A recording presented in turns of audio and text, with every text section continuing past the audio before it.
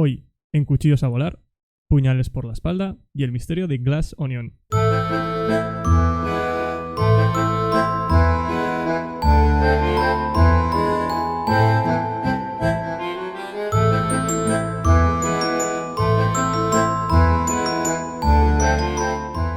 Bienvenidos a Cuchillos a volar, el programa en el que la palabra cinéfilos está prohibida. Yo soy Pelayo y estoy aquí con Dani. ¿Qué tal, Dani? Muy bien, muy bien. Aquí andamos expectantes a ver qué nos depara este nuevo proyecto en el que nos estamos embarcando. Para todo el mundo que no sepa qué narices es esto, por qué se llama Cuchillos a volar, para toda esa gente que no nos conoce, yo soy Pelayo, estoy aquí con Dani, con mi compañero y mi amigo. Esto es un podcast que, bueno, tiene la intención de cubrir el tema cine, el tema películas, el tema incluso meternos un poco en el tema series, pero bueno, básicamente dar nuestra opinión como no profesionales del tema, bastante desentendidos pero con ansia de descubrir y de experimentar. Y básicamente eso. No sé si tienes algún otro punto que aportar, Dani. Y nada, bueno, esto es básicamente intrusismo, abrir el Patreon y forrarnos. El dinero. Y nada, básicamente yo no soy muy entendido de cine, pero soy bastante entusiasta y me gusta un poco hatear o lobear a las películas según mis primeras impresiones. Así que si alguien me escucha lanzar algún exabrupto que le parezca mal, que se sienta completamente la libertad de acordarse de mi familia y demás y apretar muy fuerte los puños. Nada más. Luego ya dejaremos tu dirección, ¿vale? Para la gente que se quiera pasar por tu casa. Sí, sí, claro, perfecto. Subimos una foto como el Chocas y que se vea perfectamente dónde vivo, Todo sin para que problema. lo tengan a mano, no tengan duda. Entonces, bueno, ya hiciste una pequeña introducción. Yo simplemente quería introducirme como una persona a la cual le gustan las películas. No soy ningún experto en absoluto. De hecho, menos mal que estoy aquí con Dani porque es, digamos, como mi guía espiritual en cuanto al tema películas, cine. Pero bueno, me gustan en general las películas. Me gustan sobre todo las películas que me hagan comerme la cabeza, pensar en teorías, pensar en conspiraciones. Digamos que soy un poco ese tipo de usuario. Pero bueno, al final disfrutamos de cualquier tipo de película y lo importante es pasarlo bien. Y si una película no nos gusta, la vamos a ver y lo vamos a decir y diremos, esto es una mierda y ya está. Eso Eh, es, eso es. A nosotros no nos paga nadie, así que no tenemos que hacer mucho la pelota. De todos modos, lo de guía espiritual me pone una presión que no sé si merezco, ¿eh? bueno, hombre, a ver, digamos que de los dos, tú eres el que más sabe de cine aquí. Entonces yo me dejo un poco guiar por tus consejos y tus Muy bien, conocimientos. muy bien. Pues nada, comentar un poco que nos hemos decidido por esta película porque nos parece que define muy bien la idea de lo que debería de ser el podcast, ¿no? Una cosa sin mucha pretensión, entretenida, pero que a la vez, pues eso, tenga toda la ilusión y creo que esta película nos transmite que los actores, que es un elenco muy, muy carismático, se lo ha pasado muy bien haciendo la película.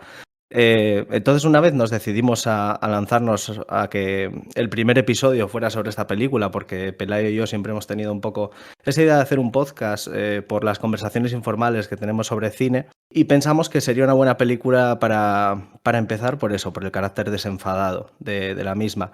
Pelayo un día estaba buscando el nombre para llamar a la película porque no se acordaba de que en castellano se llamaba Puñales por la espalda y dijo Cuchillos a volar. Y entonces, como nosotros estábamos muy indecisos con el tema del nombre del podcast, era lo que más nos estaba costando, nos sonó gracioso, nos pareció que tenía personalidad y bueno, además tiene todos los arrobas libres en redes sociales porque es un nombre bastante absurdo, así que, Eso así fue, que eso nos fue un gustó. factor determinante, la verdad.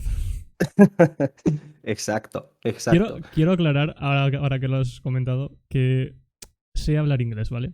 Aunque no lo parezca, no sé qué se me ocurrió, no sé qué se pasó por mi cabeza, no sé qué dos tipos de neuronas conectaron cuando pensé en esa relación, pero bueno, es un nombre que es lo que decías, ¿no? Es extraño, es bastante aleatorio, pero tiene su aquel, ¿no? Tiene su gracia, por así decirlo.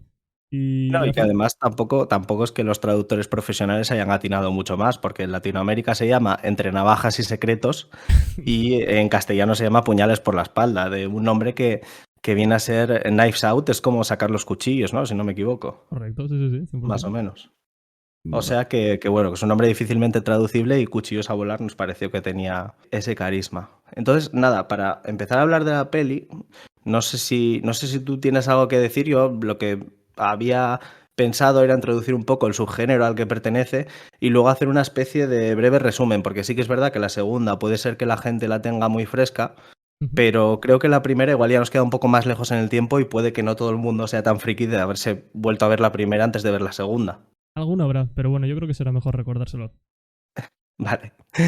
En primer lugar, nada, tengo que decir que yo no soy muy experto en películas policíacas, no son las que me apasionan, pero sí que me he estado un poco informando porque yo veía que en los carteles promocionales de estas películas aparecía el término Hoodie Unit, ¿no? Y según he podido informarme, Hoodie Unit es una contracción de una sola palabra de la pregunta inglesa Who has done it? Es decir, ¿quién lo ha hecho?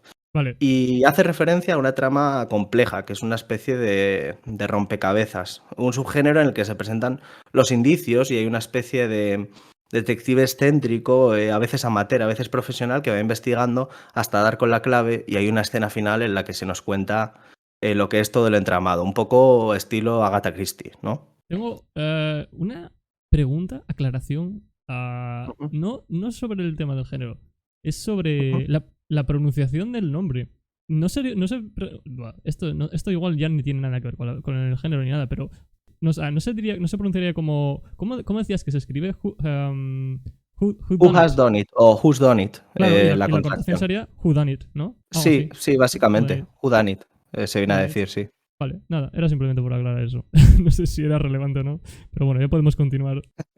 Vale, entonces, bueno, me parece que la primera película es un poco más confusa en cuanto a personajes, entonces voy a hacer un breve resumen de los personajes que tenemos y después Correcto. un pequeño resumen de la trama, de unos 5 minutos.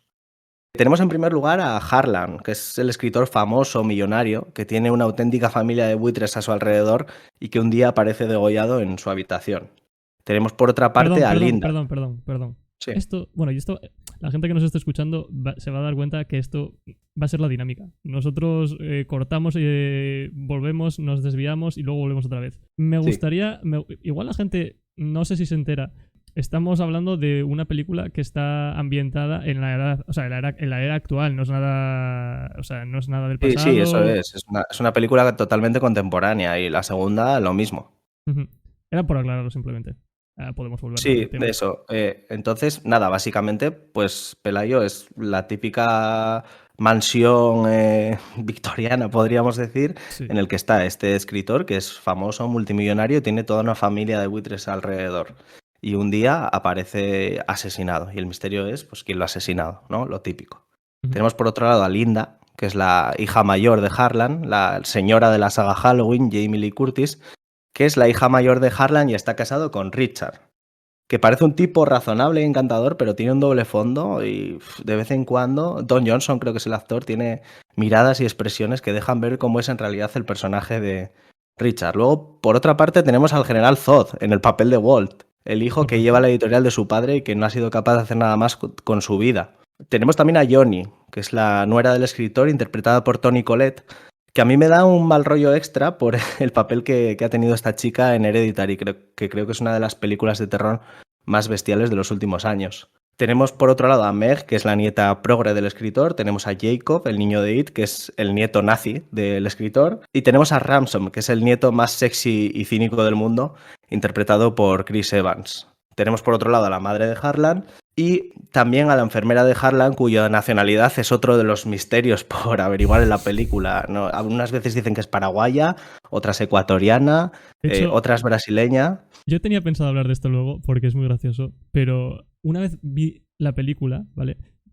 Me Ujú. di cuenta de una cosa, y es que durante toda la película no dicen ni una sola vez, o sea, no repiten ni una sola vez la nacionalidad. Siempre van cambiando primero empiezan paraguaya, luego no, era puertorriqueña, luego guatemalteca. O sea, creo que lo decían 4 o 5 veces, si no me equivoco, 5 Sí, nacionalidades diferentes. Ramson dice tu enfermera brasileña, Brasileña, no es se verdad. aclara muy bien. Pero bueno, el asunto del racismo quizás lo desgranemos luego Correcto, más sí. a fondo porque es una cosa bastante graciosa como se nos presenta. Y luego, por último, tendríamos a Benoit Blanc, que es el carismático Daniel Craig, que en este papel está mucho más desenfadado y mucho menos serio que la saga Bond, y creo que le sienta genial porque le da un nuevo aire como actor. Parece otra persona completamente diferente. O sea, si me lo preguntas... Sí, la verdad es que sí, no me lo imagino ya en el papel de Bond después de haberlo visto tan a gusto en este tipo de papel. Entonces, la historia se despliega de la siguiente manera. La policía llega a la mansión de Harlan. Todo parece indicar que la muerte del escritor se trata de un suicidio, pero alguien misterioso ha contratado de forma anónima los servicios del detective Blanc.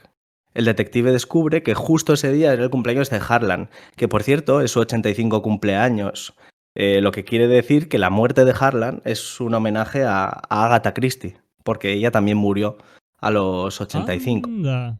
¿Eso no lo sabía? Pues sí, es que, claro, como toda esta película es una especie de homenaje a la manera de escribir de Agatha Christie, yo creo, Rian Johnson ha tenido esa especie de guiño con ella. Entonces, al ser cumpleaños, tenemos a toda la familia reunida en la casa y a partir de ahí, interrogando a todo el elenco, el detective Blanc se va dando cuenta de las rencillas familiares que Harlan tenía pendientes.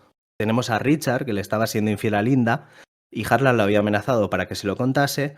Tenemos a Johnny, que lleva años cobrando el doble del dinero que Harlan creía estar destinando a la educación de Meg y decide cortarle la asignación. Y respecto a Walt, Harlan no quería vender los derechos de sus libros a Netflix y harto de discutir con su hijo, decide despedirlo de la editorial. También tiene una fuerte discusión con Ramson, el nieto más sexy del mundo, que en un principio no sabemos por qué fue, pero hace que el nieto abandone la casa muy enfadado. Y muy temprano. Lo que sucede a continuación es que se acaba la fiesta, todos se retiran a sus habitaciones y Marta se marcha de la casa una vez acabado su trabajo. Un poco después, Harlan baja por unas galletas a la sala de estar y esta es la última vez que lo vemos porque a la mañana siguiente aparece muerto. Y este es como el primer anillo, el anillo más exterior del Donuts, porque nos vamos a ir dando cuenta de que la película tiene una especie de estructura de Donuts que está muy bien escenificada con el elemento este icónico de los cuchillos en forma de redondel que hay en la sala de estar. Sí, esto lo comenta varias veces el detective Blanc durante la película.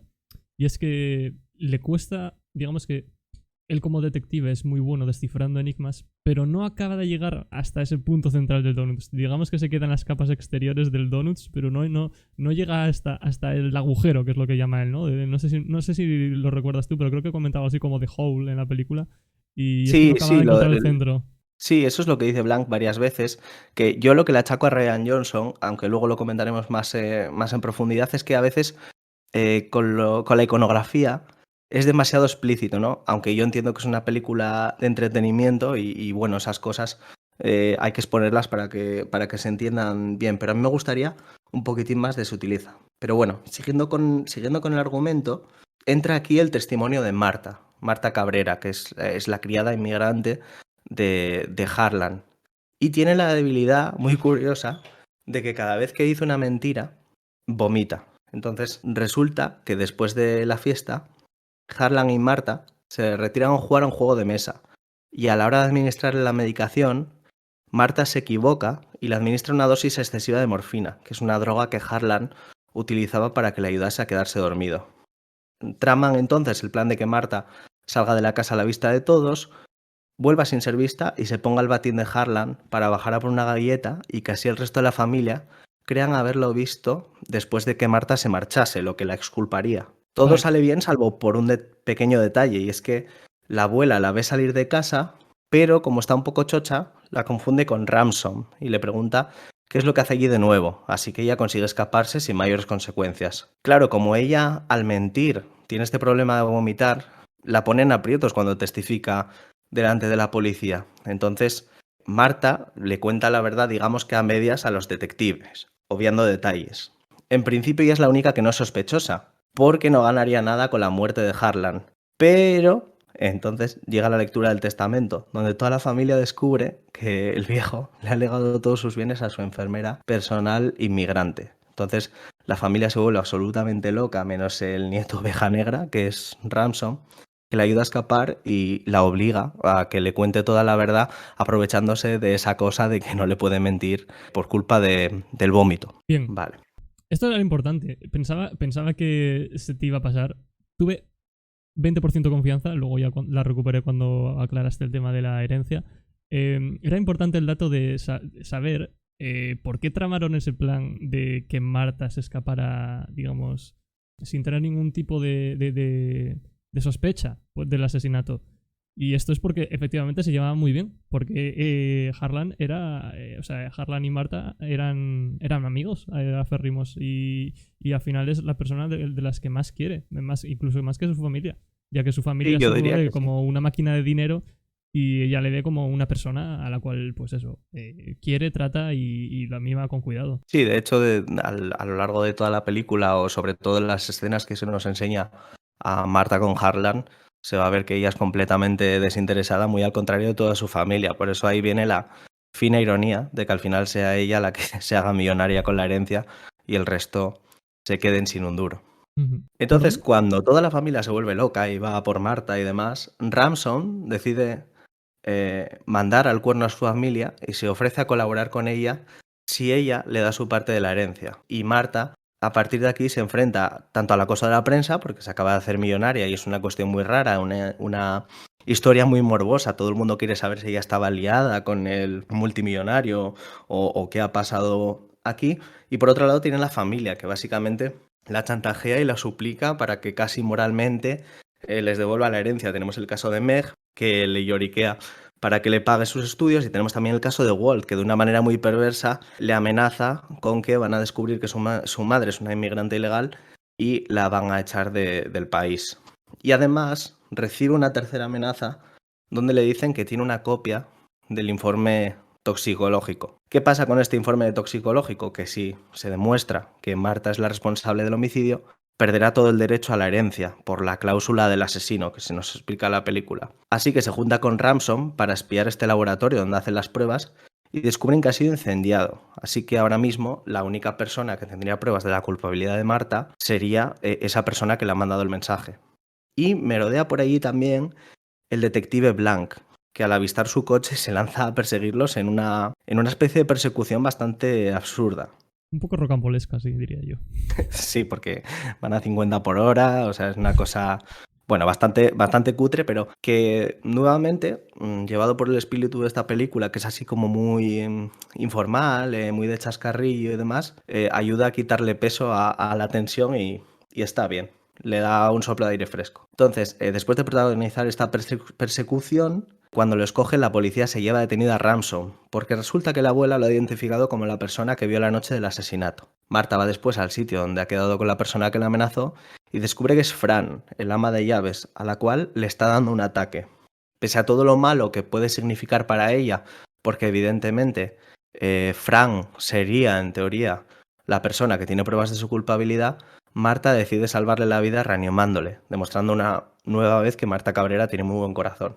Y estando en el hospital, Blanc se entera de que Ramson ya ha confesado todo lo que Marta le había contado. Así que al llegar a la casa, Marta encuentra el informe toxicológico, se lo da al detective Blanc y se dispone a confesar delante de toda la familia, lo que invalidaría su herencia y se la devolvería a los herederos de Harlan. Pero justo antes de que pueda decir algo, nuevo giro de la trama, porque esto es lo que pasa durante toda la película, se encaja la pieza central del Donuts, parece, y Blanc la detiene y se la lleva al salón. Ha descubierto el verdadero culpable de todo el entramado, que a continuación se dedica a exponer y que resulta ser Ramson.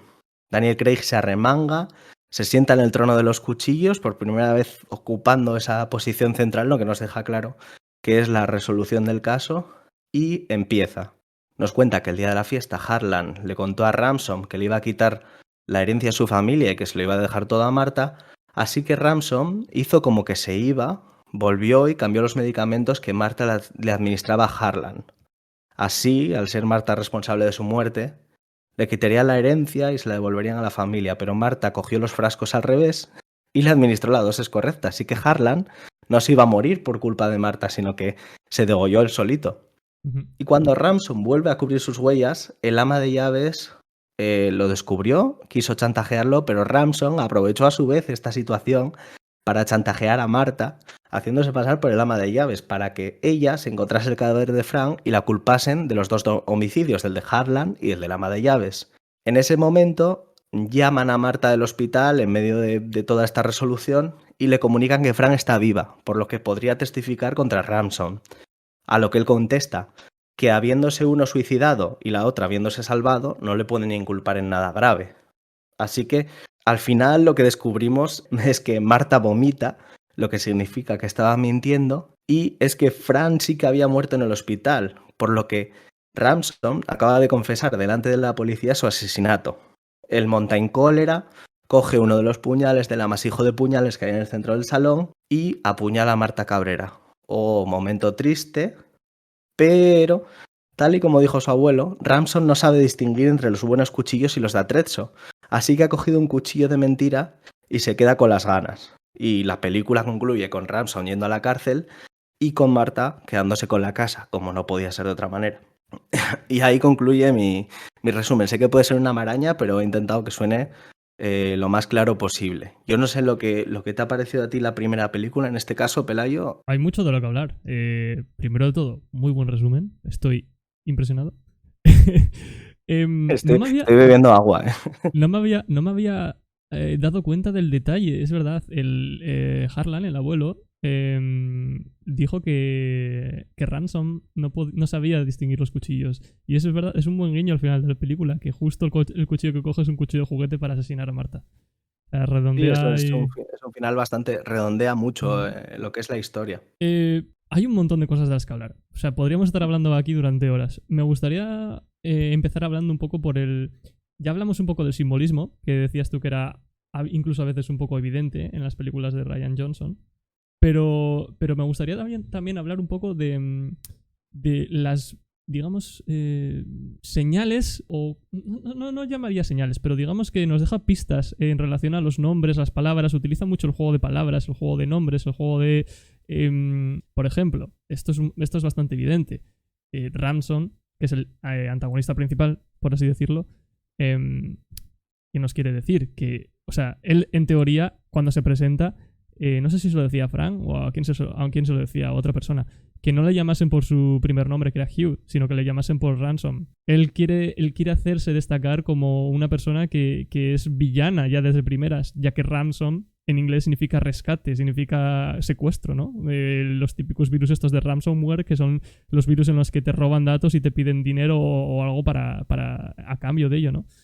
Yo creo que también es una muestra de altanería por su parte, porque Hugh es como el nombre que quiere que le dé el servicio, ¿no? Y es una manera de distinguir entre los policías y el servicio. Pero sí que puede haber también ese juego de palabras y ese simbolismo casi jugando con lo tópico, que creo que es una característica de esta saga, ¿no? Que juega mucho con los tópicos, pero al final tiende a darle una vuelta original al tópico, digamos, como lo que comentábamos antes de la persecución. Pues todas las películas policíacas tenemos persecuciones, pero en este caso es una persecución canónica, sí, pero ridícula al mismo tiempo. Es una manera de darle una vuelta al género. Yo creo que es un soplo de aire fresco en cuanto a lo simbólico. Te sientes en casa porque estás en una película policíaca, a lo que tú estás acostumbrado, en una Judi Unit de estas, que más o menos sabes en los parámetros que se mueve, pero a la vez te dan vueltas de tuerca interesantes que hacen que se sienta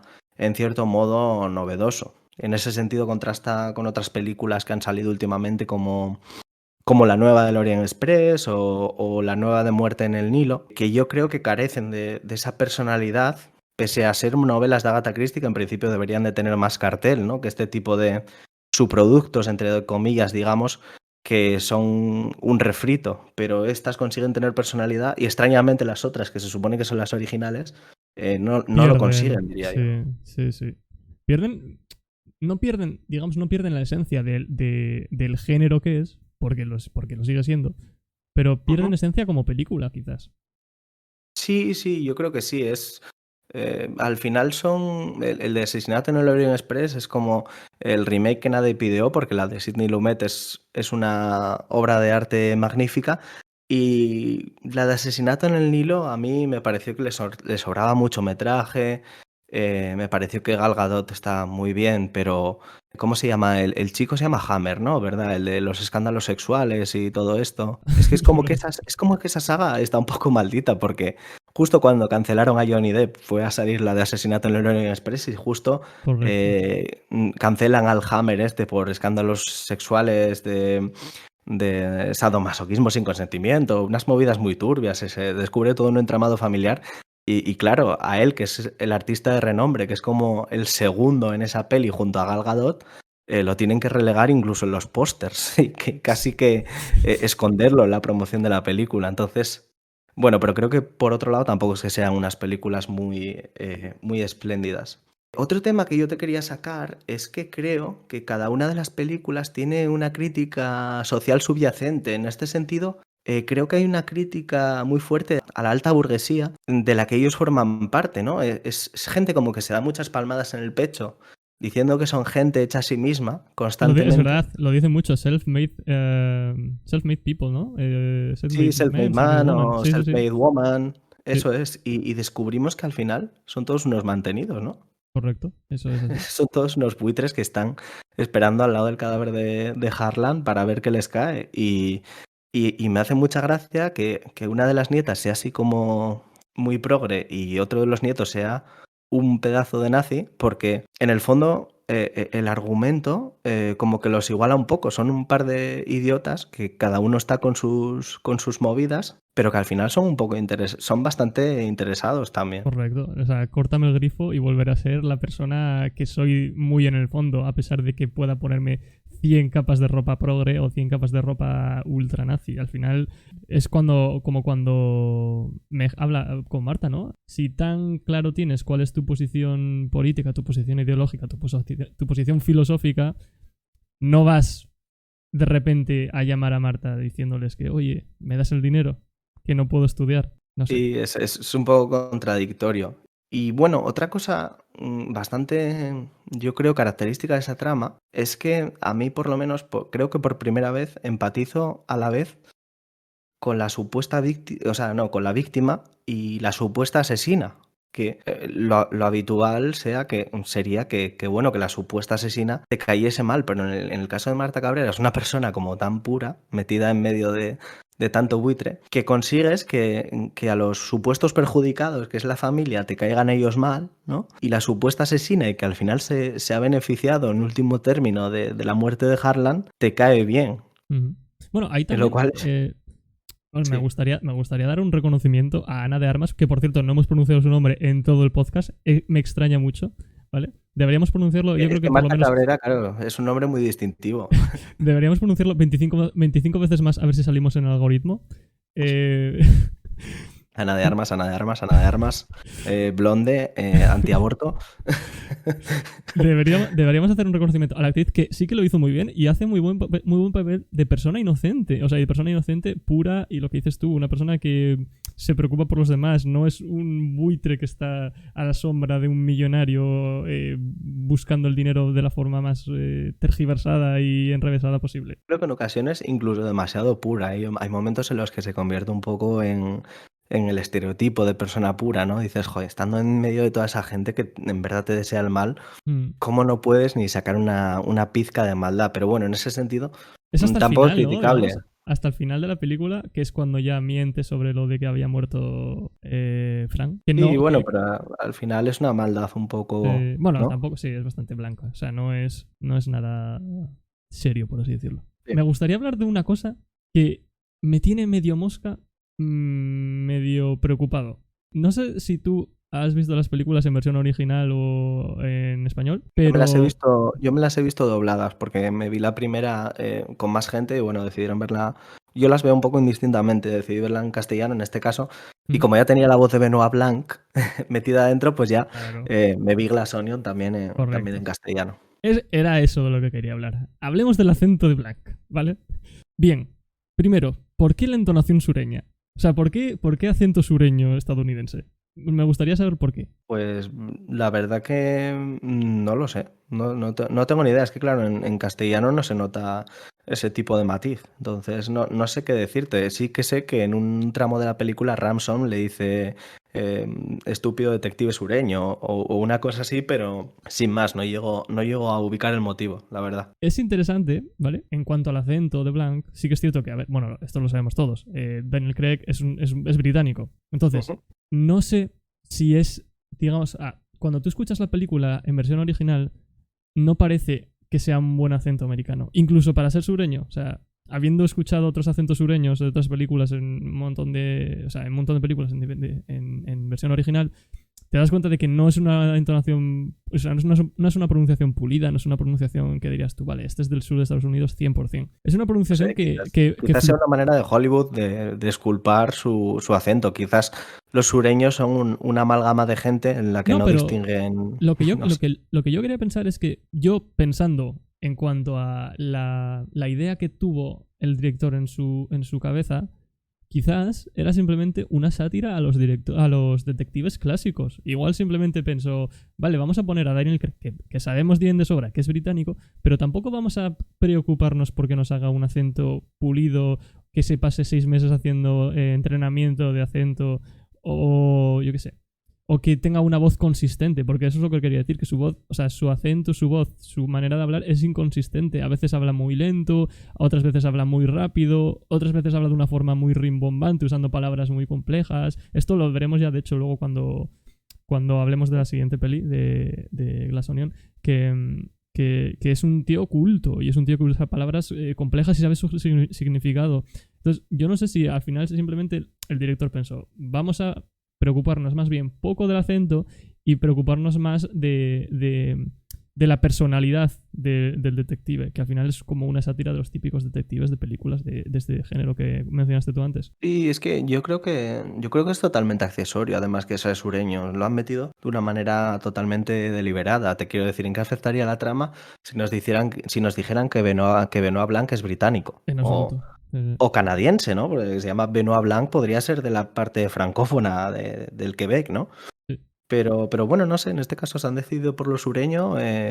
No sé, quizás también como una forma de reivindicar lo sureño, se me ocurre, pero no, yo la verdad que no había reparado en ese detalle y sí que me parece Mm. interesante lo que dices. Y luego Sí. quisiera comentar el tema de Ryan Johnson, que no lo hemos dicho al principio, pero esta es como su vuelta a la vida, porque en 2017 mucha gente lo apuñaló por la espalda, digamos, Ujú. por The Last Jedi, y esta es como la película que lo volvía a relanzar. Y la verdad que toda esa bilis que había contra él, yo no la he visto en puñales a la espalda. Quizás es porque se dirige a públicos muy distintos, ¿no? De las Jedi y puñales por la espalda. ¿A ti qué te pareció los últimos Jedi?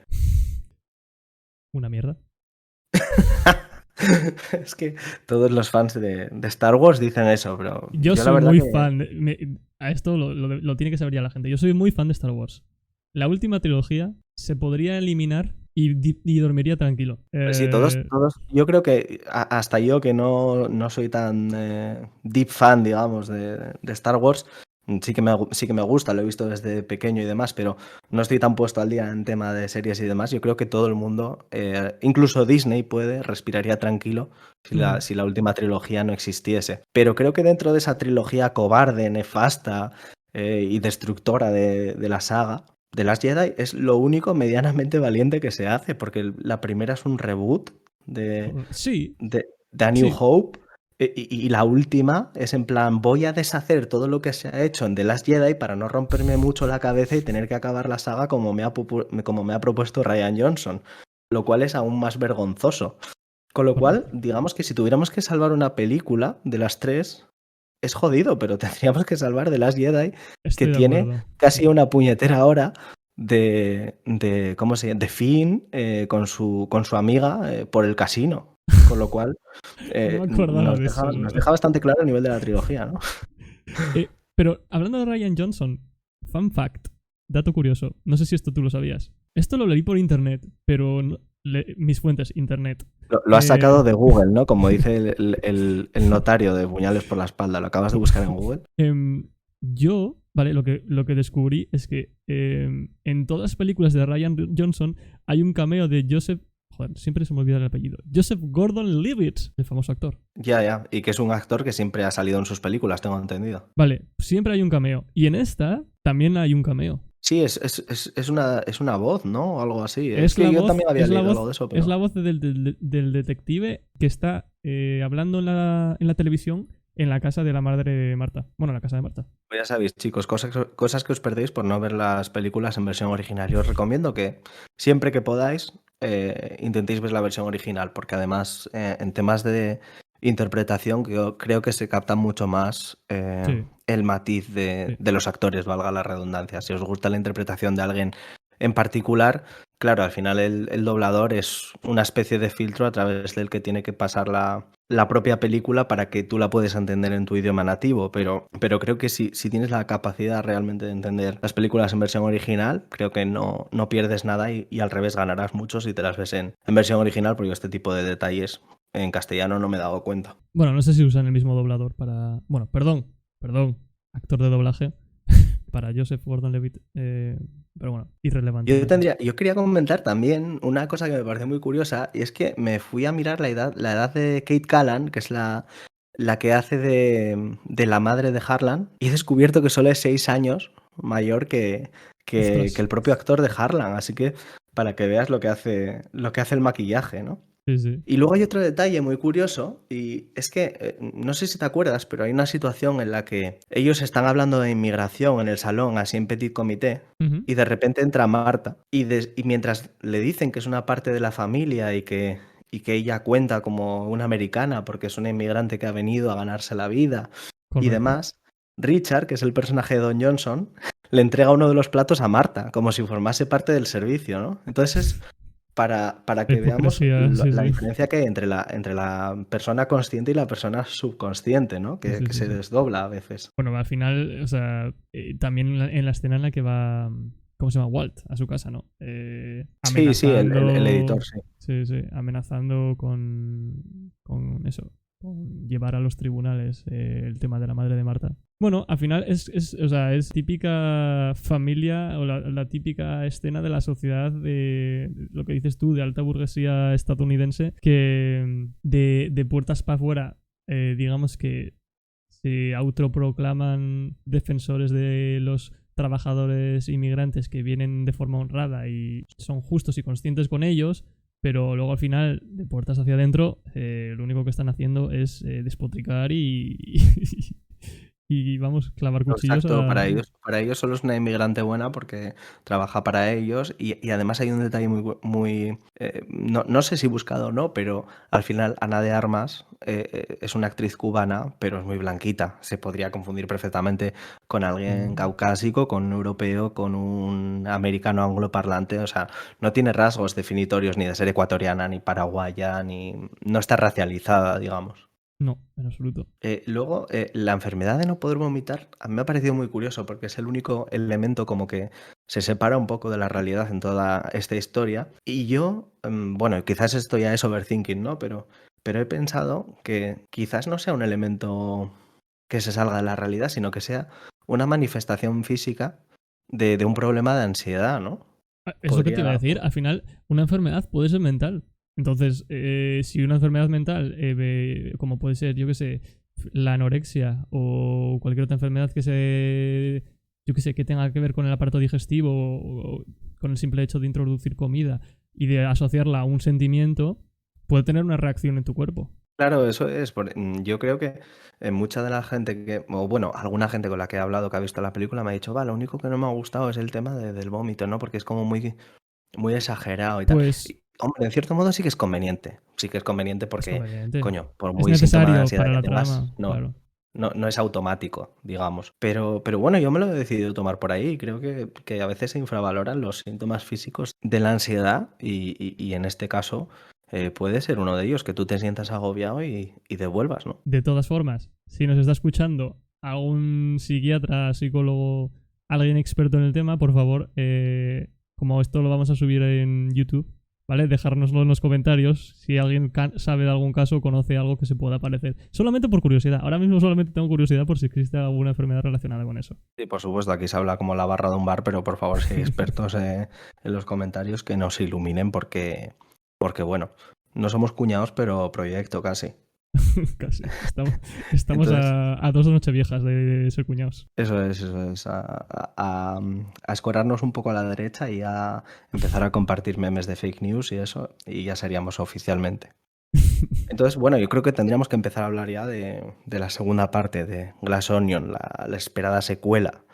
Adelante, hablemos. Eh, Creo que, bueno, voy a introducirla con un resumen un pelín más ligero, ¿no? Ujú. Sí, porque es Para más reciente, la situarnos también, gente porque la habrá está, visto ya. claro, eso es, pero bueno, quizás iba un mes y pico en el cine y bueno, como son argumentos así un poco enrevesados, quizás no nos acordamos de todos los detalles y viene bien refrescarnos un poco la memoria. Es otro Judy Unit totalmente canónico, que de hecho no sé por qué no traducen el título, porque es literalmente la cebolla de cristal, coño. Esta era bastante más fácil que Knives Out, pero bueno, han decidido dejar el glamuroso Glass Onion, que es exactamente lo mismo. No suena mucho mejor en inglés. No, la verdad que no.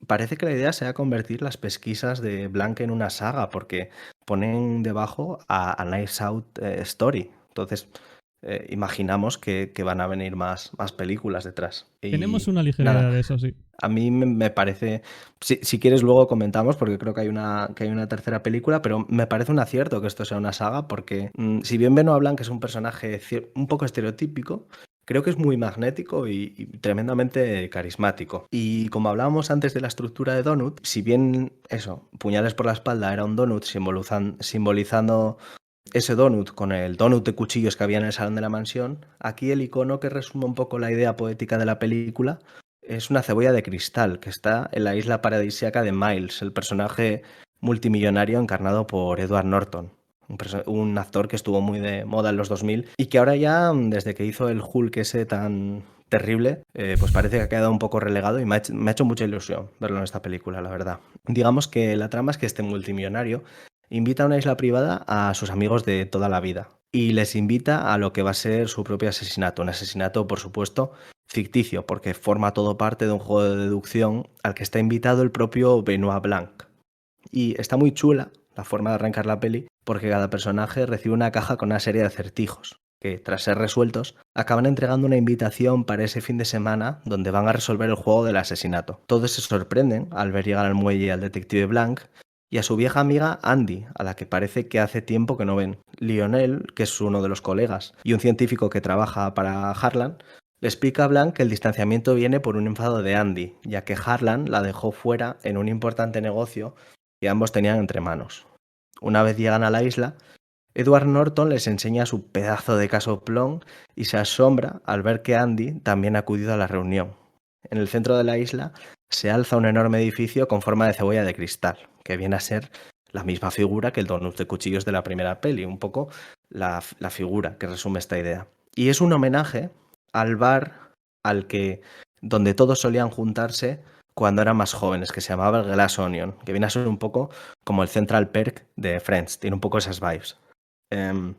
Miles les explica que los ha reunido allí para organizar este cluedo rocambolesco y reparte unas pulseras que lleva cada uno a su respectiva habitación según el chakra que a él le transmite esa persona. Entonces, Miles y Blanc se quedan a solas y Miles confiesa que no lo ha invitado, así que deducen que alguien ha reconstruido una caja y que se la ha enviado al detective. El personaje joven, que es como el de Kate Hudson, pero en joven, que yo he entendido que se llama Whiskey, no sé si lo he entendido bien. Whisky, sí, sí. Es que me hace mucha gracia, lo he escrito con G, U con diéresis y SKI, Whisky, Es una como buena cañita mezcla. brava. Sí, sí. Pues Whisky está demasiado cerca de Miles, aunque su novio cachas, Dave Batista, alias Duck, los esté viendo. Y Lionel y Claire cuchichean en una Pero. esquina. ¿Duck o Duke? No sé, Duck o Duke, como tú quieras. Yo creo que En inglés, en la versión en en la castellano versión lo llamaban original, Duck. en la versión original es Duke. Vale, D-U-K-E. pues lo llamamos Duke entonces, que creo que es lo que pone el vaso, de hecho, pero bueno, le llamaban Duck, o eso me suena. Hostia, pues, Entonces, ojalá lo llamas. es así, el doblaje, el mundo del doblaje. Que por cierto, en castellano es muy bueno, ¿eh? No nos estamos metiendo aquí con No, actores en de doblaje absoluto, ni en nada. absoluto. O tú te estás metiendo, Pelayo. No, de verdad. O sea, no la vi. Si lo hubiese visto, te podría. A ver si, a ver si te Claro, van a cancelar en el primer episodio. por favor, no. Actores y actrices de doblaje, welcome to the podcast. Vale, No tengo ningún entonces tipo de rencilla. tenemos a Lionel y Claire que están cuchicheando en una esquina, tenemos a Miles que se está enrollando con la novia de Duke, ¿vale? Y en la primera charla que todos tienen juntos, Andy aprovecha para echarles en cara que todos están mamando de la teta de Miles, literalmente dice esto, La teta y que dorada. él, Sí, sí, sí. ¿el qué? La teta dorada. Sí, sí. The Golden Titties, se decía en inglés. Pues me parece una imagen maravillosa. Y que él es el rico que mantiene sus carreras profesionales. La de Claire como política, la de Duke como streamer y la de Kate Hudson como influencer o también la de Lionel como científico del laboratorio. Y Blanca empieza a sospechar que no hay tan buen rollo entre los panas y al poco descubre a Duke observando cómo su novia eso se lía con el multimillonario y a continuación Miles los reúne en una sala y les plantea el juego de su asesinato. Pero Blanc lo resuelve en un tris al tratarse de un misterio para aficionados, una cosa que molesta enormemente a Miles, a.k.a. Edward Norton. Es por eso que después se reúne con el detective y este le comenta que quizás no ha sido tan buena idea lo de su jueguecito, ya que acaba de llevarse a una gente que puede querer verlo muerto en una isla desierta y les ha metido en la cabeza ya subconscientemente la idea del asesinato. En su despacho dentro de la cebolla de cristal, Blanc ve que Miles tiene enmarcada una vieja foto con sus amigos y la servilleta con la idea original de su empresa Alfa, con la que se ha hecho multimillonario. De vuelta al salón, Miles les enseña que ha alquilado a la Mona Lisa por un tiempo, ya que debido a la pandemia hay que tener en cuenta que esta película está ambientada en 2020. De hecho, Totalmente, sí. suena todo bastante rocambolesco, ¿no? Con esa pistola que les desinfecta la boca antes de irse a la isla, con todo este tema de las mascarillas. Bueno, ahora nos suena un poco más antiguo, pero seguro que si la peli se hubiese estrenado en 2020 nos parecería perfectamente normal. No sé si a ti te gusta esta inclusión Me del... gusta mucho. Y de hecho, me gusta mucho porque da mucha información. Cuando hablaste del tema de las mascarillas, me recordé que digamos que la posición que cada personaje adoptaba con el uso o no de la mascarilla determinaba un poco su personalidad. Tenemos por un lado, y esto, bueno, si quieres luego lo hablamos más extensamente antes de finalizar tu resumen, o sea, después, perdón, pero la política, por ejemplo, con su mascarilla bajada, digamos que un poco pasota en cuanto al tema mascarilla, ¿eh? Trampista, ¿no? Sí, un Digamos. poco eso. Ya la puedes como relacionar a cierta ideología política. Luego, no, literalmente tenemos a Bautista, o sea, que siempre se me olvida a Duke, que literalmente no la lleva. O sea, Sí, claro, claro. va con unas pistolas. O sea, Y de luego hecho tenemos, por pega ejemplo, perfectamente. No, no, digo, tenemos, por ejemplo, a Blanc, muy comedido, muy respetuoso, no se la quería quitar hasta el último momento, no se fiaba de nadie, no sé. Digamos que Y como al la final. diferencia un poco entre el bruto y el hombre un poco más concienciado, culto y tal, o esa es la imagen que quiere transmitir la peli, digamos, ¿no? Yo creo que sí, y un poco también respecto al detective Blanc, el hecho de no fiarse de nadie y de ser una persona cautelosa, porque es su naturaleza como detective, es una persona cautelosa que se fija mucho en los detalles. Antes de que me pongan era como una especie de spray, ¿no? Lo que les ponían en la boca, no sé si era una inyección o algo así. Estuvo mucho tiempo pensándoselo, preguntando, ¿qué es esto? ¿Por qué? ¿Voy a estar bien? Al final, oye, es una persona cautelosa y va a decir, ¿por qué? ¿Por qué? ¿Esto por qué? Sin embargo, el resto iban adelante, vamos, no tenían ningún tipo de duda. Sí, son pequeños gestos que ayudan a la coherencia interna del carácter del personaje, yo diría. Cuando estamos viendo una ficción, hablamos siempre de la suspensión de la inverosimilitud, ¿no? Digamos que tendemos a tragarnos, por así decirlo, ciertas cosas, ciertas conveniencias, porque asumimos que estamos dentro de una ficción y que estas son las reglas de la ficción, pero aún así, dentro de esta ficción, cada personaje y cada escena, digamos, tiene sus reglas y vemos que con esos pequeños detalles, pues tanto Duke como Blanc como tal, siguen un poco esa coherencia interna del propio personaje y creo que es a lo que tú te refieres. Y mira, la verdad es que yo no había reparado mucho en ello, pero me parece muy curioso y me ha gustado saberlo porque yo soy un poco contrario a la inclusión del COVID en las películas porque Va a no pasar de sé, no, moda. no me gusta, me crea una sensación un poco agobiante, pero en este caso sí que ha sido durante un tramo muy concreto de la película. Y sí que es verdad que ahora pensándolo, sí que sirve para reafirmar esos rasgos de los personajes y me parece que no es en balde el haberlo metido, así que Claro, lo me utiliza parece. inteligentemente, no es simplemente un recurso que mete para ganar tiempo de película, sino que es un recurso que utiliza para explicar. Entonces, volviendo al resumen, Miles les enseña eso, que ha alquilado la Mona Lisa, ya que tenemos al Louvre cerrado y no ingresando debido a la pandemia. Y también les enseña que tiene una solución energética a base de nitrógeno, que la llama el Proyecto Claire, que lo hará aún más multimillonario. Pero Lionel, que es el responsable de ese laboratorio, le dice que es irresponsable jugar con ello y que aún no está lo suficientemente testeada como para sacarla al mercado. Y en medio de esta reunión, Duke le enseña algo en el móvil a Miles, que parece que Duke está bastante contento, y al poco Duke cae redondo después de beber una copa. Intentan ayudarlo, pero no lo consiguen. Así que Duke muere. Duke ha bebido de la copa de Miles aparentemente por accidente, así que sospechan que alguien quería matar a Miles. Y justo cuando se dan cuenta de que Duke no lleva encima la pistola que solía llevar, se apagan las luces, ya que Miles tenía preparado este apagón para el juego que le había planeado, el de su asesinato, que al final se acabó cancelando por la resolución temprana de Benoit Blanc. Digamos que el caos se apodera de la sala ya que están a oscuras, con un arma en paradero desconocido y con un presunto asesino suelto.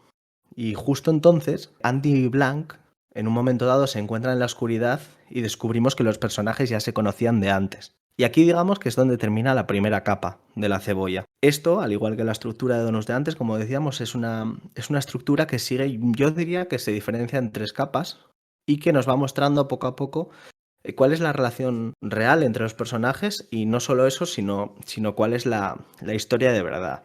La segunda capa de la cebolla empieza con un flashback mostrándonos que la chica que está ahí en realidad no es Sandy, sino su hermana gemela Helen, que fue la que llevó la caja hasta Blanc para ver si podía averiguar quién había matado a su hermana Andy. Con lo cual, el personaje que pensamos que lleva estando ahí desde el principio de la película, en realidad está muerto y es su hermana gemela Helen la que está interpretando su papel. Algo también pues bastante común en todo este tipo de películas. Helen le cuenta a Blanc que Miles sacó a su hermana del proyecto de Claire, del proyecto del nitrógeno, porque ella estaba en contra de sacar al mercado algo que en principio era tan peligroso. Y Miles la acabó llevando a juicio y gracias al testimonio del resto del grupo, que dependían económicamente de Miles, consiguió arrebatarle a Andy su parte de la empresa.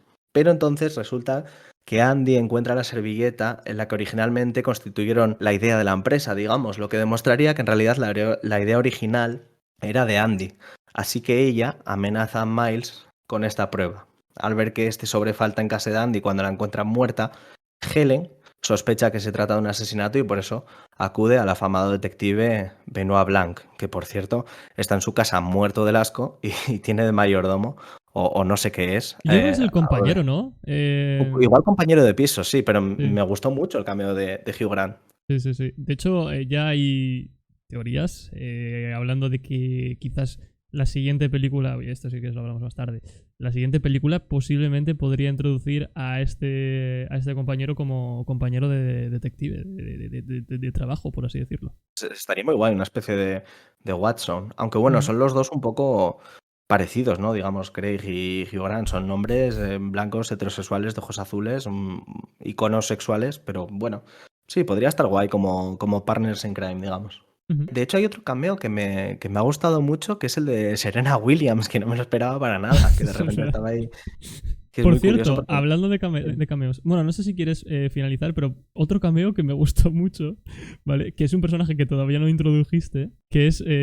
¿cómo se llamaba? Lo tenía que apuntado. En inglés es Daryl, que es el colega porreta que estaba en la isla, que era amigo Sí, de bueno, Miles. ese lo puedes comentar porque directamente ni aparece en mi resumen. Fue un personaje que para mí fue un poco de decepción. Daryl, ¿vale? El colega de porreta de Miles es el mismo actor que el policía gracioso de la primera película. Sí. Vale, El yo que no le sé. gustaban las novelas y demás, Eso, ¿no? yo no sé si yo no sé por qué. O sea, estoy viendo aquí otro patrón de actor. Iba a decir fetiche, pero no. Actor que acaba teniendo un cameo en todas las películas de Ryan Johnson. Lo veo como una especie de patrón. No sé por qué. Puede ser, puede ser. Pues yo no me había fijado porque la verdad que como sale tan maqueado con la Sí, melena, con sí, los sí. porros y con la barba, ni me había fijado. Para la gente que no vio las películas todavía, que supongo que si no Ujú. la viste no estarás viendo, no estarás escuchando este podcast, pero bueno, si por lo que sea quieres volver a verla, Si acaso eh, ponemos la spoiler alerta ahora, ¿no? Después de todo esto. a los 50 minutos de empezar. Oye, por cierto, spoilers. Eh, pero si quieres volver a ver la película, es un detalle que, bueno, está ahí, es interesante y nada, que lo disfrutes. A que ya puedes seguir. Venga, va, vamos. Vale, entonces, bueno, amenaza a Miles con esta prueba, la servilleta, que es la constitutora de la idea con la que luego Miles se hizo millonario por el tema de Alpha, ¿no? Y nada, pues él en sospecha que es un asesinato, acude a casa de Benoit Blanc y es cuando a Blanc se le ocurre llevar a Helen a la isla disfrazada de Andy para que así pase justo lo que acaba pasando, que es que la tensión acaba por desvelar todos los conflictos que tienen entre ellos. Helen utiliza la excusa de una discusión para escaparse y empieza a busmear en el equipaje de todos para ver si por algún lado encuentra la nota. Y entonces es cuando Whiskey la encuentra y tiene que salir pitando. Con todas curas por el apagón, se encuentra Blanc de sopetón en el centro del patio y entonces alguien a través de un cristal en la sombra le dispara con la pistola de Duke y la mata. Pero tampoco es así, porque el tiro ha sido detenido por un cuaderno que lleva Helen en su bolsillo, aunque Blanc hace que se finja la muerta para así poder ver la reacción del resto a la muerte. Otra vez tenemos aquí un detalle muy típico de este tipo de películas que es la libreta que para el disparo, que la muerte Cliché que a en realidad no tope. es muerte. Pero nos introduce el detalle este de la salsa picante, Con la que es cara lo de que te Jeremy decía. Renner, por cierto. Sí, es como la persecución ridícula de la primera película, ¿no? Un poco un elemento canónico y tal, lo coges, lo metes donde se supone que tiene que estar y luego te ríes de él un poco. Y creo que ahí encuentra mucha autenticidad la peli. Em, Sí. lo dicho, Blanca hace que se finja la muerta, le echa salsa picante por encima para así poder ver la reacción del resto a su muerte y poder ver si puede hacer alguna pesquisa con eso. Para ese momento, todos están ya en el salón y Blanc les está mostrando que Miles no es el genio que ellos piensan, sino que es más bien un tonto. Y Un bueno, os pone todo patán. esto Sí, sí. de que habla con palabras cambiadas y que a mí me parece bastante gracioso, ¿no? Palabras inventadas, casi, diría yo. Sí, es como, joder, no quiero hacer un símil de La que se avecina, perdón a todos, ¿eh? Yo no veo La que se avecina, pero todo el mundo conoce a Amador Rivas.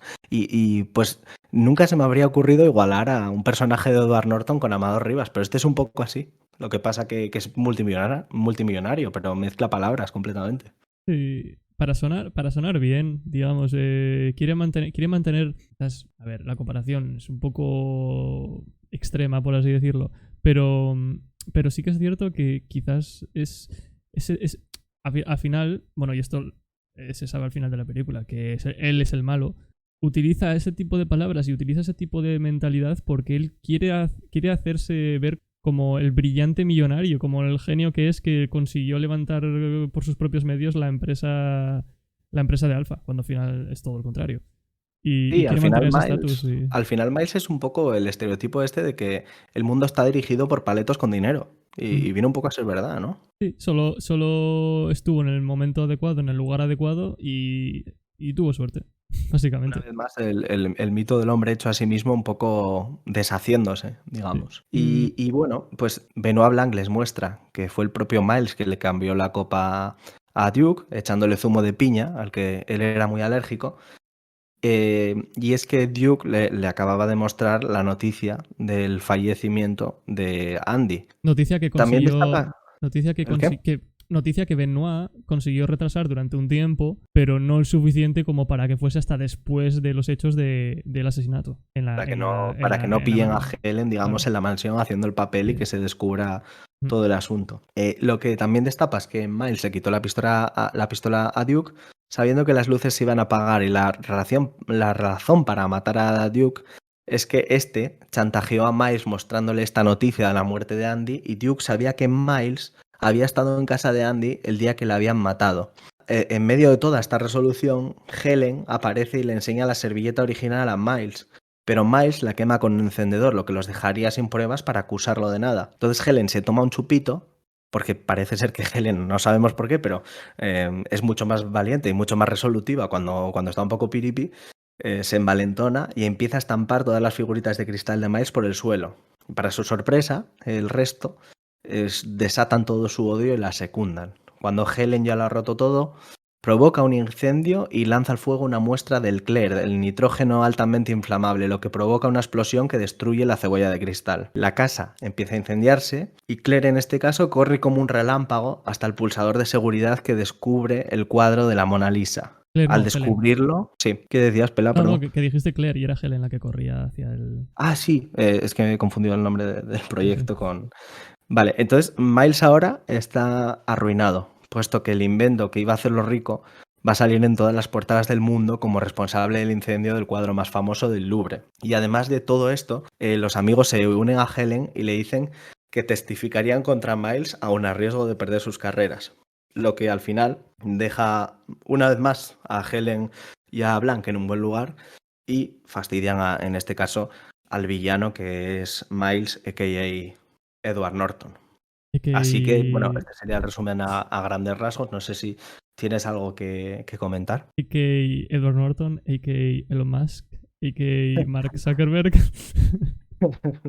Es un poco eso, sí. Yo creo que si la primera película se vuelca más un poco en la clase alta americana, en esa crítica del hombre hecho a sí mismo, sí que es verdad que aunque esta peli tiene una línea un poco continuista en ese sentido, creo que también tira más y radicalmente al fenómeno influencer. Tenemos en este caso a Dave Bautista que interpreta a un streamer que es un puñetero machista y que básicamente medio comercia con su novia para conseguir los favores de Miles. Tenemos a ¿Cómo Kate era? Hudson que...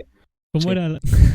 Eso me hizo mucha gracia. Dave Batista, o sea, Duke, se hizo sí. famoso en Twitch gracias a las promociones de Miles, pero le banearon de Twitch por vender unos suplementos de cuerno de rinoceronte, ¿era? O algo así. O sea, era Para una la cosa virilidad, para absurda. la virilidad. Cosa absurda. Y entonces, gracias a Miles, pudo, digamos que, volver a alzar su carrera como streamer abriendo otra plataforma en YouTube. O sea, es decir, lo vemos todos los meses con los streamers que son cancelados y tienen que volver a buscarse al abrir otro canal en YouTube o cambiar de plataforma para volver a surgir, porque es lo único a lo que se pueden agarrar, es lo único que tienen. Sí, sí, claro, a un streamer ahora Oh, mismo es un fenómeno, digamos, cada vez más habitual, pero también es verdad que muchos desmerecidamente se quedan sin nada porque es gente que básicamente ha estado metiéndolo todo ahí. Y yo he visto también al personaje de Batista un poco como una especie de burla a una especie de Andrew Tate o cosas bueno, yo así. estaba pensando Joe Rogan. También es un poco Joe Rogan, pero sí que es verdad que Joe Rogan aún así tiene un mínimo de elocuencia, ¿no? El Sí. personaje de Batista es como más tosco, ¿no? Más bruto. O quizás yo lo veo así porque es un personaje muy grande con muchos tatuajes Mm, y eso, sí, pero pero entra no en ese sé. estereotipo de ¿cómo se llama? Sigma male, ¿no? O de Sí, sí, es el macho alfa por excelencia, pero sí, al sí. final vemos que básicamente es otro lamebotas que tiene que lamerle la bota a un tío más rico que él, ¿no? Para que le haga favores. Por Sí, otro lado, tenemos de a hecho, que... incluso tiene que pedirle favores a su novia, ¿no? Era Whisky. Sí, sí, sí, a Whisky, Torrente. Le pide favores, tío, y ella básicamente pues, se enrolla con Miles porque el novio es un pringao y necesita que el otro le salve de tanta cancelación y que promocione su canal y demás, cosa que bueno, que es bastante ridícula si tú no te sostienes por tu propio carisma, digamos. Pero bueno, digamos que el dinero todo lo compra, ¿no? ¿Cuánta gente vemos en redes que dices, ¿y cómo puede triunfar esta gente? Bueno, pues a veces tienen padrino detrás, ¿no? Entonces, bueno, se caga un poco la película en todo este Star System de las redes sociales y tenemos también a Kate Hudson, que interpreta a una influencer que es una especie de exmodelo y que es una racista de la leche. Y se nos da a entender como que la han cancelado por hacer un blackface de Beyoncé y apropiarse de la lucha de Ella la clase siempre, negra. siempre tiene una excusa, es lo más gracioso. Sí, sí, sí, claro, porque es lo que les pasa a Dulceida, a Marina Yers y a toda esta gentuza que en verdad no sabemos si son idiotas o si son malas personas. Yo me inclino a pensar que muchas veces son las dos cosas a la vez. Sí. Pero siempre tienen una puñetera excusa. Es que yo no sabía. Ay, es que yo quería reivindicar la figura de esta persona. Pero casualmente siempre lo hacen mal y transmitiendo los valores que no querían transmitir. Entonces me inclino a pensar que realmente es su propio subconsciente el que habla a través de esos actos que decide su yo consciente, ¿no? De hecho, me gustaría comentar un poco la trama de Verdi, que es como se llama este personaje. Claro, si la ves en versión original, cobra más sentido. Otra vez, por el juego de palabras que brillantemente utilizó el director dentro de la película. Digamos que el problema principal de este personaje es que tiene un juicio muy gordo y le tienen que salvar el culo. Y ella, digamos que tendría que declararse como culpable del crimen por el cual está acusada para no involucrar a Miles dentro del ajo. ¿Qué es lo que pasa? Que ella, en principio, quiere decir que no, o sea, quiere no declararse culpable y Miles quiere que sí que se declare culpable. Y es un poco ese el problema. Ahora, ¿cuál es el problema en sí? O sea, ¿por qué viene todo esto? Y es que Verdi, como influencer que es, tiene que sacar su propia línea de pantalones deportivos, por así decirlo, ¿no? En inglés se llaman sweatpants. No sé si la marca era sweatpanties o algo así. ¿Qué es lo que pasa? Que dentro de su ignorancia y su incompetencia, cuando está buscando fábricas que seguramente sean en el este de Asia, porque creo que en este caso era en Bangladesh, si no me equivoco, cuando está hablando con la gente de esa fábrica, le comentan que es la sweatshop más grande de toda Bangladesh. Ella es súper contenta porque pensaba que sweatshop era una tienda, era una fábrica de sweatpants, de este tipo de pantalones. Cuando al final la realidad es que una sweatshop es como se llaman a estas fábricas súper esclavistas de donde tienen miles de niños, mujeres jóvenes, gente con unas condiciones, Sí, claro, en castellano lo llaman infernales. talleres de sudor, pero ya se pierde ahí el Claro, doble sentido. claro. Digamos que Y entendemos un poco por dónde va la cosa, sí, pero claro, en inglés es un juego de palabras que yo entiendo que es muy difícil sí. de traducir. Pero bueno, es que el personaje de Kate, yo creo que aun sabiendo lo que es esa sweatshop que comentas, no tiene pinta de ser la típica persona que le remuerde mucho la conciencia a esas cosas, ¿no? No, Parece más no, bien no, no. la Quizás, influencer estándar. o sea, en público no te lo dirá, pero mentalmente, o sea, mentalmente, en su interior le dará igual. No creo que sea una persona. Quizás es un poco lo que decías tú. No es que sean malas personas per se, que quizás también lo son, pero sino que simplemente son muy, muy imbéciles, son muy, muy, muy estúpidas. Y hay una idiocracia en el grupo bastante heavy en la que Edward Norton es el tuerto en el país de los ciegos, básicamente. Sí, sí, sí. Bueno, quizás la Y única persona que tendría un poco más de sentido común sería el científico. Debatible. sí, Lionel y bueno, desde luego Helen, pero Bueno, sí, Helen es el personaje que va de la mano con Blanc, digamos, y claro. que incluso en cierto punto asume cierto protagonismo. Ujú. Sí, como, De hecho, igual yo es te un poco quería, como, te como la chica de Blanc, ¿no? En la primera película teníamos a Sí, Marta eso es, Cabrera. eso es precisamente lo que, Sí, lo que te iba a comentar, que siempre tenemos como una. Siempre tenemos a Blanca haciendo pareja con, digamos, no pareja sentimental, pero como pareja protagónica de la película con una chica. En la primera película era Marta Cabrera, ¿no? Que iban como que a investigar juntos el asunto. Y en esta segunda película directamente ya han quedado antes de ir a la isla y van juntos. Y yo creo que precisamente. Esta película me ha gustado mucho. De hecho, cuando dicen que segundas partes nunca fueron buenas, bueno, yo creo que en este caso está, si no al nivel de la primera, casi al nivel de la primera. Quizás sí que le sobra un pelín de metraje, porque yo creo que las 2 horas de la primera son perfectas y en esta ya se va 2 horas y media. Se hace un poco farragosa en ciertos puntos. Y también creo que en algún punto, cuando el personaje de Blanc pierde protagonismo y toda la trama está sobre los hombros de Helen, aunque Helen es un personaje muy guay, muy fascinante, al ser esto la saga de Knives Out, creo que hace mucha falta el carisma del detective blanco, o al menos en mi opinión, y esa parte es la que se hace un poco más dura.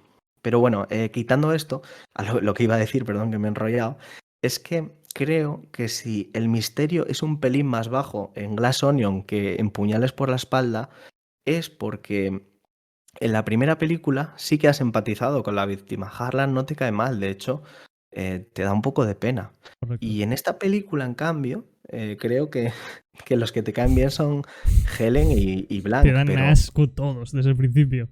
claro, te dan asco todos, te da exactamente igual si muere el personaje de Edward Norton, cuando muere el personaje de Duke, te da también exactamente igual porque es que es un imbécil. Y hasta que yo hasta agradecí, dije yo, cuando muere Duke, dije yo, bueno, menos mal, porque si se muere Edward Norton, la verdad es que me fastidiaría porque hace tiempo que no veo una peli de él y me apetece ver más a Edward Norton. Pero tenemos la mala suerte de que como va por capas esta historia, Dave Bautista no se muere definitivamente y nos sigue Y lo sigues torturando con sus viendo. nulas artes para la interpretación. Es muy sinvergüenza. Porque no sé qué te parecerá, pero a mí Dave Bautista lo veo en muchísimas pelis En últimamente muchas, sí, sí. y es un troncazo, tío. Tenemos Es que es incapaz.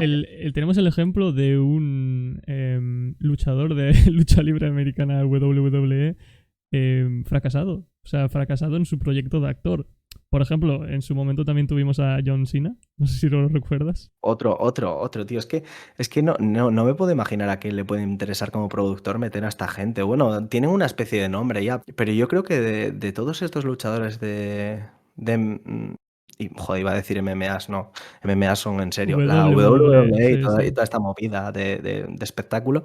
Creo que el único que ha triunfado ha sido Dwayne Johnson, pero porque Dwayne Johnson tiene un carisma y bueno, creo que dentro de lo que es la actuación así de acción y cómica y tal, tiene sus dotes, pero Sí. estos sí es que son piedras, tío, es que no me lo puedo tomar en serio, tío, cuando está mirando cómo la novia se está tirando a Miles, Sí, literalmente es que el artista pone cara de torta, tío. parece, ¿sabes, no? Los Mauis de la isla de Pascua. O sea, literalmente es eso. Sí, es un poco eso, tío. Por eso, joder, me da un poco de rabia. Porque, a ver, yo entiendo que engrosa el elenco de actores. Y de hecho, creo que una de las características de esta saga es que tiene unos elencos de actores con tanto peso, digamos, y reconocibles para todo tipo de público, que saber quién es el asesino toma peso porque los propios personajes se benefician de su actor. No sé si me explico. Ujú, claro, desde luego. Quizás si en la primera película Ramson no hubiese sido Chris Evans, te hubiera dado un poco igual, ¿no? Correcto. Pero como es Chris Evans, pues mola más. Y no sé, pues eso, igual si Marta Cabrera no hubiese sido Ana de Armas, pues no sé, pues no hubieses empatizado con ella o no te hubiese dado tanta ilusión. Bueno, yo tengo esa sensación, por lo menos, de que al público en general, Es un buen el que haya un casting. elenco. Es un buen casting. Claro, es un pedazo de casting y además son actores muy carismáticos y yo creo que en general es una saga, por lo menos para mi gusto, muy bien interpretada. O sea, es que Sí. no tiene mayores pretensiones que pasar un rato entretenido, descubrir un asesinato y creo que tiene el casting perfecto para Sí, sí, sí. eso.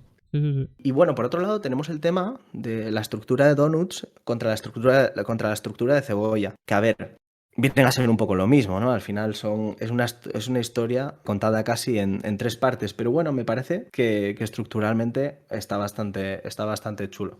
Ujú. Dani, Y ¿qué nota les pondrías a las películas? pues yo creo que, a ver, a puñales por la espalda, aunque es un refrito de un concepto bastante manido y demás. Yo creo que le podría poner fácilmente, sin ser mi género ni nada, ¿eh? Yo digo, dentro de lo que el producto pretende, yo le daría probablemente un 8,5 o un 9. Joder. Y a Glass Onion, dentro de eso, de lo que pretende, de una cosa detectivesca para un público general y demás, yo creo que a Glass Onion le pondría pues un 8, pero también muy cerca de la primera. Me parece que están muy bien conseguidos, me parece que no le sobra nada de metraje, que últimamente es algo difícil de encontrar, porque con la tendencia que tienen las películas a querer superar a las series, nos vamos siempre a películas de 3 horas, así que eso le pondría. ¿Y a ti qué te han parecido? Parecidas, bien. O sea, parecidas. Te iba a decir parecidas de puntuación. Las películas me gustaron las dos. Quizás no le daría tanta puntuación. O sea, le pondría un 8 a la primera y un 7,5 a la segunda. Ujú. Pero son películas que, lo que comentábamos, cumplen su función. O sea, son para entretener, te comen ligeramente la cabeza. Te lo pasas bien, Ujú. disfrutas de las actuaciones de los personajes, disfrutas de la trama. eh, en general son buenas películas. O sea, las Sí, recomendamos no, de, y, de, y de hecho creo que es que no pretenden nada más y eso es lo bueno. sí. Y toda crítica social o así que tienen es muy liviana, ¿no? No es algo que nadie vaya a llegar a casa destrozado en plan, joder, me acaban de desvelar. Pero bueno, está bien que haya esas pequeñas pullitas y le dan cierto empaque a la peli. A mí me gusta. Pues Así sí. que nada, es un poco todo lo que tenía que comentar de esta saga, que está muy bien, que espero que la hayáis visto, si habéis llegado hasta aquí, porque si no, no sé qué narices hacéis tragándose esta pedazo de conversación con todos spoilers, quizás ya no os merezca la pena. Si lo habéis Y hecho, eso. enhorabuena. ¿El qué? Si han sido capaces de tragarse toda esta conversación sin haber visto las películas antes, enhorabuena. O sea, tiene su mérito. Si os la habéis tragado habiéndoslas visto, tiene mérito también, o sea que muchas Uf, gracias. gracias a todos. Pues esto ha sido Cuchillos a Volar. Muchas gracias por vernos. Nosotros somos Pelayo y Dani. Y no olvidéis seguirnos en nuestras redes sociales, en Instagram, TikTok, YouTube. Cuchillos a Volar, en todas. Simple, fácil, llano. Cuchillos a Volar. Y nos vemos en el próximo. Hasta luego. Hasta luego, chicos.